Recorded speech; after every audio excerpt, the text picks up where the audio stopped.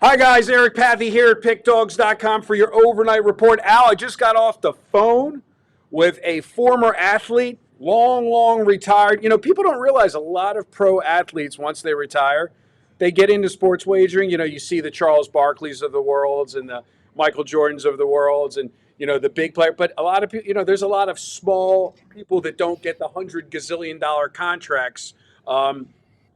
And you know, especially when Mitch was here, he used to talk to he used to pull in a lot of the old retired athletes that were, you know, retired 20, 30 years that just loved watching him and watching the content. I have the pleasure and fortune of speaking to a lot of these guys, but it's interesting to realize the disconnect between the highest valued players and the guys that are sitting on the bench. And you think these guys have it easy, but a lot of these guys say the same thing to me over and over again. Man, I thought because I played the game, I was a good handicapper till I got my butt kicked. Like, you know, they take it from the field to the casino, and they think going from the field to the book makes them a better. And I usually find that they're the hardest guys to break down their ego, you know, because they actually live it. I will take it one step further, and this is just my opinion. And we've talked about this before. You know, what are the advantages of watching games or not watching games? In my opinion, the more you watch, the less of a handicapper you become.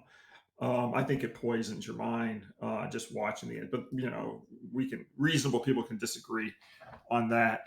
And I've known people to be the biggest fans in the world, the most knowledgeable in the world. They could tell you every single statistic about every single player. They can't handicap a game, you know, at all. So, you know, handicapping a game is a completely different skill from being a fan of the game, knowing the game, playing the game. It's, you know, it's a lot of math.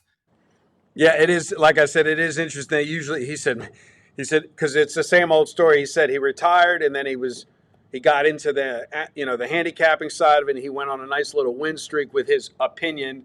And then he said once he went south, he stayed south. And then he had to realize, like, okay, yeah, I played the game for like 30 years, but, you know, doesn't make me any better of a handicapper than the next guy. Otherwise, if that Right. was the case, every major betting syndicate would be infiltrated with ex-athletes just by the nature of them having knowledge of the games. Oh, well, but you remember in the old days when you would open up the sports schedules and, you know, you'd always get that retired athlete, Dan Pastorini. I'm not going to comment. Yes, I'm aware. I live in Baltimore, Maryland. Yes, we had Buddy Ryan back in the day. He was There doing it. was Randy White. Randy Randy White White. was, he Uh, did the TV show with me.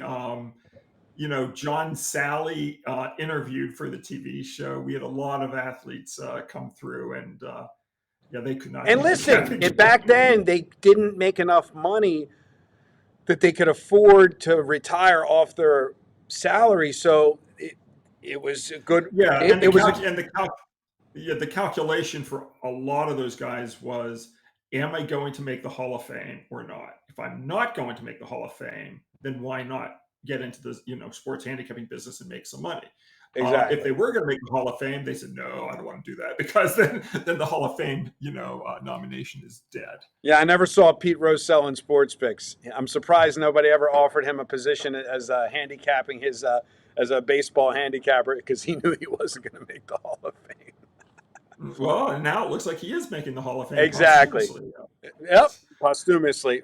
So with that being said, the point of the story is that you know, again, if you're someone out there and you happen to be a college you know, you were a high school athlete, then you're a college athlete. Maybe you did some bench warming in the pros or the lower leagues like the UFL or the CFL. It's not going to make you a great handicapper, and you can learn the hard way or just respect the fact that, you know, one, being on the field is not the same thing as wagering on the games from a betting point of view.